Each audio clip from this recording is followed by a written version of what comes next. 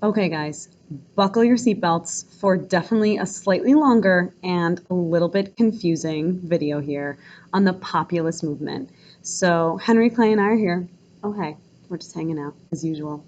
And we are bringing you this video, and I want you to think about it like this is going to be your introduction to the populist movement, and then we're going to go over it again in class so we can spend a little less time on it in class, but again, reiterate it. And this is a big movement. And we know when we say populist, this is already familiar to us, meaning of the people. We talked about this current day with Trump as far as a populist candidate when he ran for president. We talked about this with Andrew Jackson. This is meaning of the people. And in general, it usually means to of the people who have not necessarily been held in the center of society and given all the rights that they should. So the populist movement, capital P, is mostly going to be about farmers. And these farmers are fighting for more government control, cleanup of items like railroad companies, storage facilities, etc. Because we said these guys like Rockefeller and Carnegie and Vanderbilt and Pullman ruling the roost. No one is actually regulating their activity, and so much of it is deeply unfair to these little guys. And they're getting what we call pretty womaned, right? You are not treated as well if you are not wealthy, and that is happening to these small farmers, and that is happening to these guys who are trying to grow things for our economy. And keep this in mind, whenever we forget the farmer, we are in big trouble. Historically, when you forget the farmer and they are not getting the goods and services and care, whether it's sustainability, environmentally, whatever that they need, there is usually an economic depression to follow. So again, you see those bumper stickers, no farms, no food. It is so true. And when we mess with what's going on with farms and food, we are definitely missing out. And there's usually an economic depression that's coming our way as a country. So again, let's not repeat those same mistakes. And we know we do this in a really big way in the 1930s, correct? And obviously the Great Depression is right around the corner there. So when we talk about a populist movement, even though I know I'm throwing lots of different names at you like Jackson and Trump and stuff, what we're looking at is they want more government intervention and regulation of big business. And actually someone who had this as a big part of his message, did not get elected, got a lot of support for it, was a candidate like Bernie Sanders. A bit more socialist-esque message as far as, again, regulation of that economy, not capitalist, not laissez-faire, a little bit more regulation to make things fair because, again, these companies are taking advantage so much. So if we go to where it says the populist movement, we're going to be talking about people like Mary Lease, Oliver Hudson Kelly, and people are very upset. So to track where this movement comes from, we know we don't have a big social movement unless something is lacking, unless something is missing. So why are farmers so upset? And we're going to do this as a flowchart in class, but I'm just going to talk you through it. First of all, there's the Industrial Revolution, right? And we said big cities making tons of money. Your workers, quality of life of people in cities, very slowly going up. And people are all a part of this, and farmers want in on the party. And they're not in these cities, so they think, okay, how can I be a part of this? How can I produce more crops? How can this help me? So they start to buy up massive machinery. We talked about John Deere, McCormick, combine harvesters, all of that. And when they buy this machinery, they are farmers, and it's usually machinery they can't afford. So what do? They take out loans to make those crops faster, better, more efficiently. And because of that, they go into debt to purchase this machinery, which they want to farm with, to buy this equipment. The machines work. The machines work too well, and they produce a ton. They produce lots of crops, and all these farmers are buying these machines. And when they produce this abundance of crops, you have prices drop, because when you have a lot of something, the price goes down a bit, right? We said it's the opposite of inflation, it's deflation. And in a deflated market, we're going to discuss more of this money theory in class. It's actually harder to pay off your loans because even though the price is lower, you're actually paying more money. And we know in inflation, the prices are higher, but the value is down. In a deflated market, the prices are lower, but the value of that money usually, the prices go down, but the value of that money is usually going to be the same or up. So we're going to discuss this a lot in class, a lot in class. But it is tougher to pay off your loans in a deflated market. So when they produce a ton, we said if we could find diamonds everywhere, they wouldn't be expensive, right? When they're producing a ton of these crops, all their prices go down. And at the same time, they've been on this one crop system over and over and over. And we said that's bad for the environment, bad for the soil. And you start to have these droughts in the 1800s, just when their prices are really low, just when there's bad competition with each other of all these low prices. So this leads to the failure of lots of crops. And this is quite bad. And now they don't have crops to sell. If they do, the prices of it is really low. How are they going to pay off their debt for these machines? And how are they going to pay railroad companies? How are they going to pay storage facilities to store their crops and send them places? They cannot. And also the railroad companies and the storage facilities, big business, big things like Standard Oil, JP Morgan, they're giving them terrible prices. And they're doing big business with other big businesses. But when it's a small farmer, they charge them even more because they don't have to be nice to them. So they're not treating them fairly. They're charging them enormous fees, high shipping costs, and it becomes utterly impossible for them to pay their loans. And we know when you don't pay off a loan and you are in debt, interest just makes that get bigger and bigger and bigger. So again, we'll go through this flow chart in class, but the farmers, both with Mother Nature, with their banks, with their high costs for shipping, it seems like everyone is making money in this age of industrialization. The merchants selling them the machines, people lending them the money from banks to buy the machines, railroad companies charging them for shipping their goods, storage facilities charging them to store the goods. Everyone's making money off of farmers, except for farmers. They're actually not making money with their crops because they're either failing with the droughts or the prices are so low that they're not really selling. Nothing is regulating their prices either, because again, we're totally hands-off, laissez-faire at this time, right? So nothing is in there to say, hey, we should maybe try to stabilize prices. There's nothing. And again, there's no good competition. People started to panic, and I would hear that Farmer John's blueberries were $5 and mine would be $6, and I would say, gosh, I need to beat him, so I'll make them $4. And then Farmer John would make his $3. Then before you know, we're just throwing blueberries at people. Just kidding. They weren't doing that, but people start to really panic with the price of things, and they keep dropping, dropping, dropping. So just like laborers have this model coming together, organizing to say, hey, strength in numbers, we need more rights, let's fight for this, farmers are going to do the same thing and take that example. So it first starts with the National Grange. The National Grange is going to be this organization in 1867 founded by Oliver Hudson Kelley. And Kelley's going to come together. If you guys have ever been to like a local fair, like the Erie County Fair or something like that, there's usually a Grange building and you can walk around. It's all this stuff brought to you by the farmers. You look at like everyone who gets the blue ribbon for the pickled vegetables, all this stuff. National Grange is still around, still doing stuff like that. And he wants to organize these farmers, and he says to organize and support each other, we need to come together. It's about transcending those regional ties. You're not a farmer in the north, you're not a farmer in the south or the west. We are all farmers. Let's all come together and make this work. And again, those strength in numbers are going to get people to listen to them. So they seek political reform, and the first thing that they're going to go after are railroad rates, because they are so high. And think about it. JP Morgan, please, with that, cold heart, you think he's giving them good prices and railroad shipping? Little Farmer Joe? No way, not happening. So in certain states, they try to go after things via the courts. So states, big farming states, Wisconsin, Illinois, Iowa, Minnesota, and they say, that was not Henry Clay, in case you were wondering. Shameful, shameful.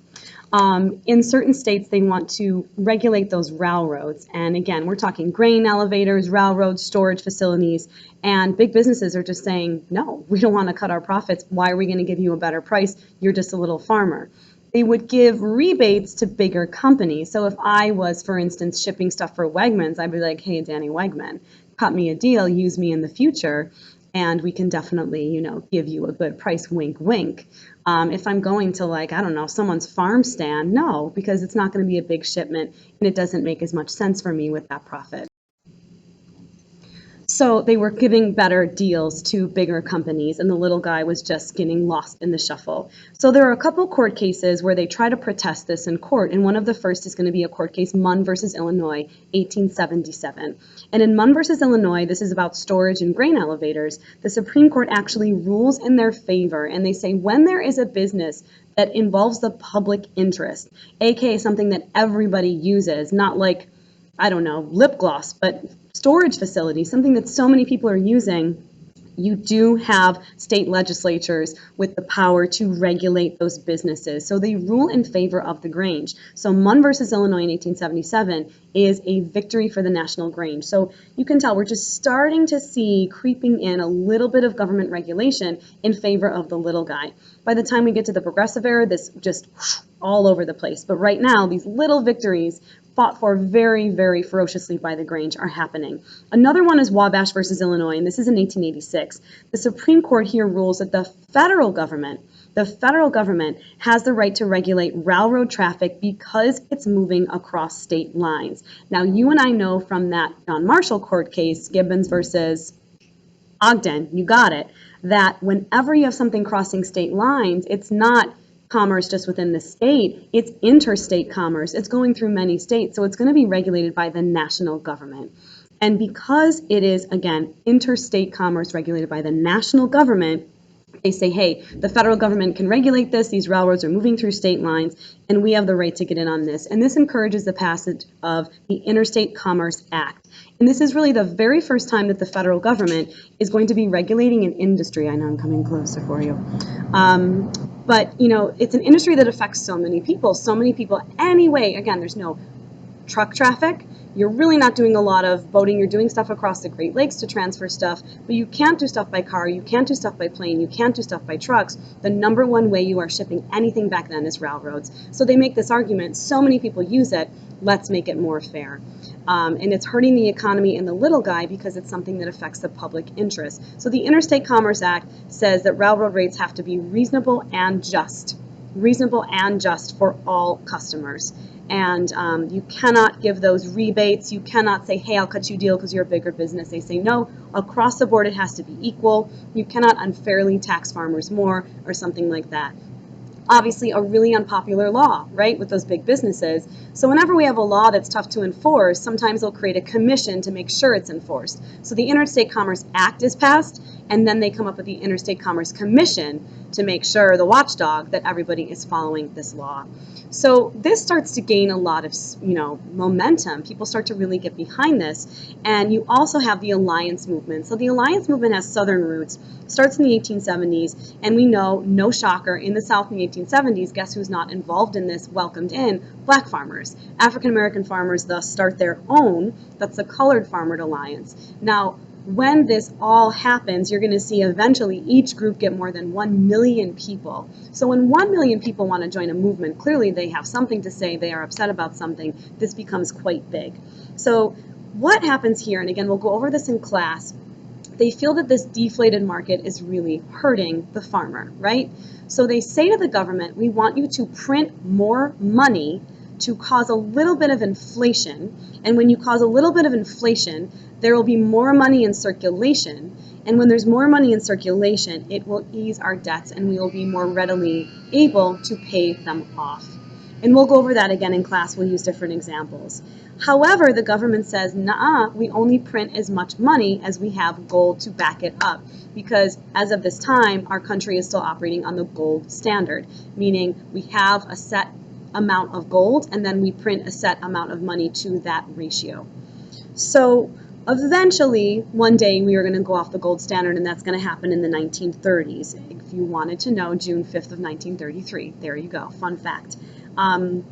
But we are going to, have this gold standard, so they say we can't do that. We can't print more, even though you want us to, Alliance Movement. And the Alliance Movement says, hold on, what if you base the money that you print off of not just gold, but silver? So instead of having this much gold and then this much money that you can print, now you have gold and silver, so you can print more money because it's based off of still like hard coinage.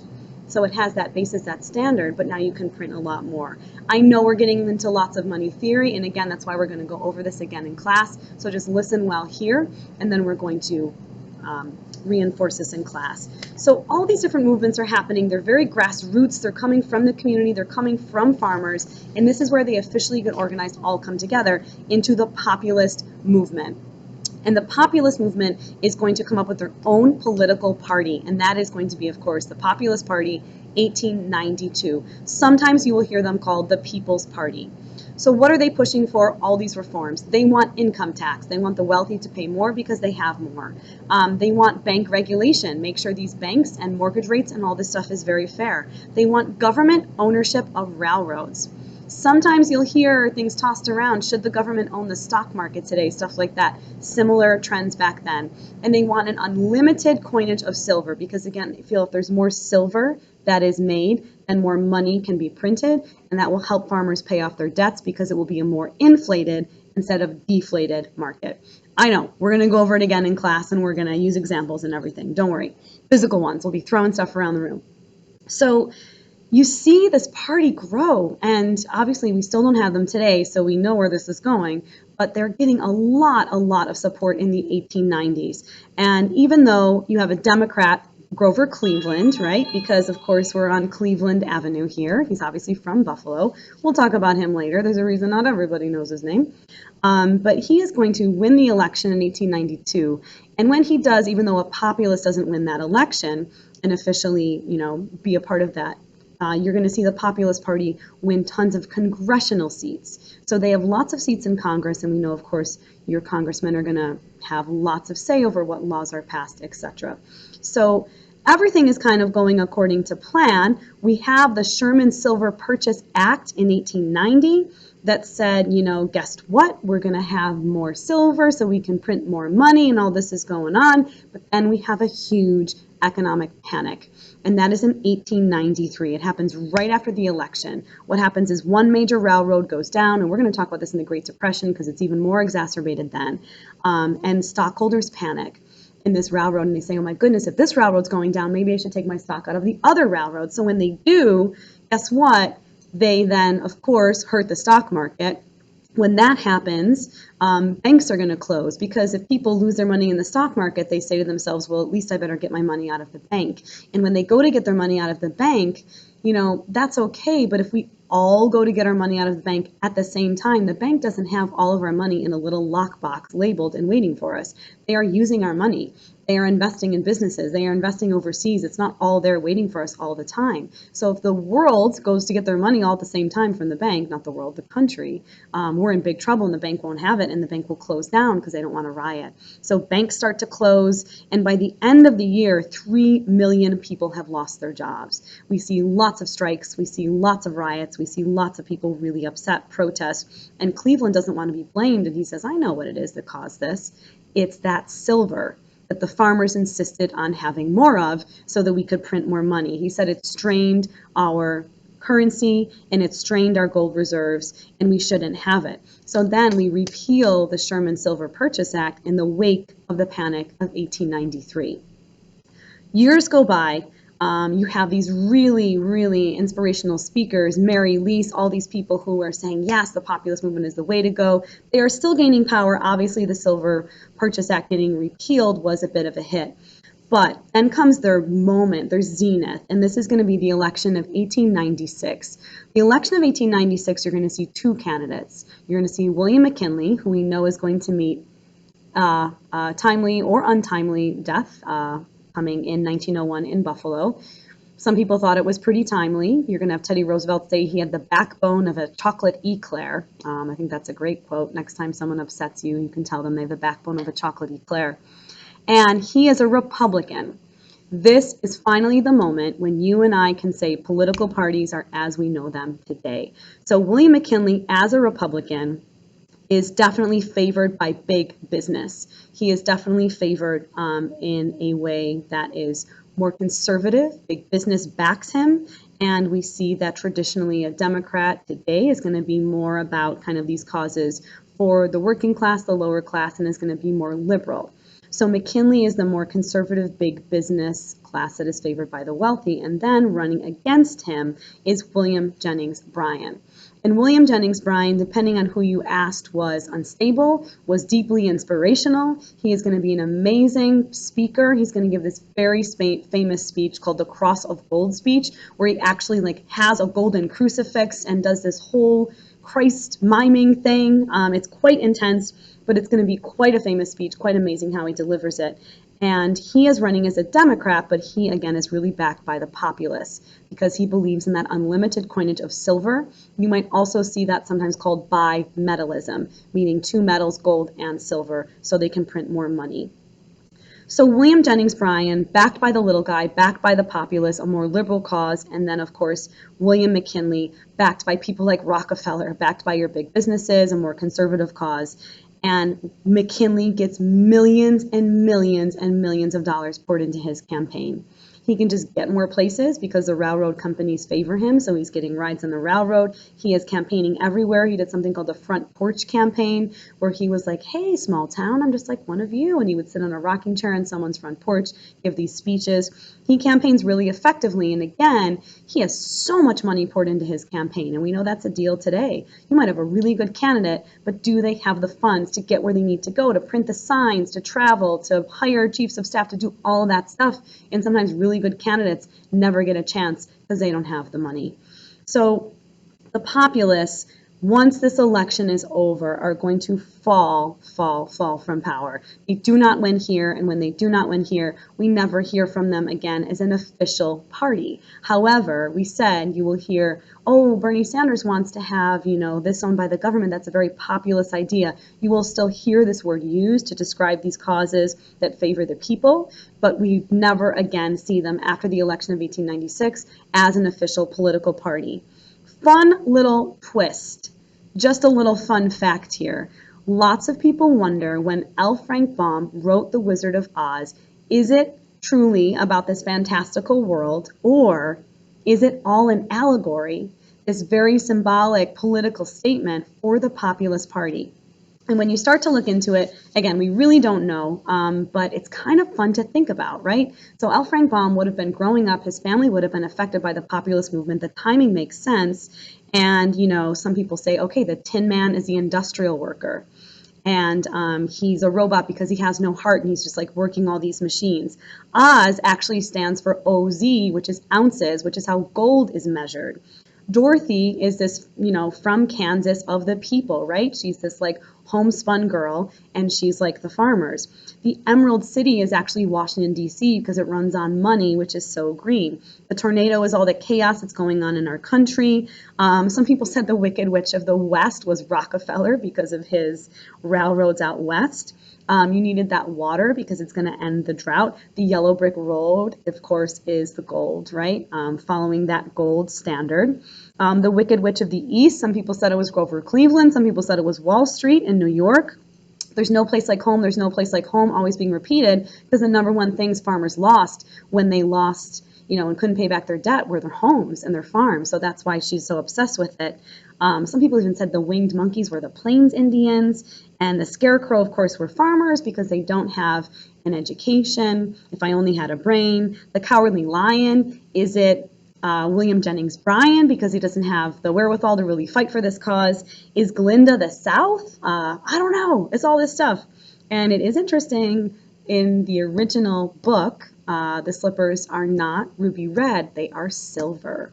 So getting the silver slippers, all that those mean could be possibly the silver coinage. So a little fun thing to think about. Maybe you should go watch The Wiz because it's fantastic, and we will discuss in class, again, the populist movement. Thank you for sticking with me in this longest video we've had so far. It's going to be worth it because then we'll do amazing things and we'll get to talk about tie-dye in the 60s even more when we get there because now we got this out of the way. So have a good one. Bye, guys.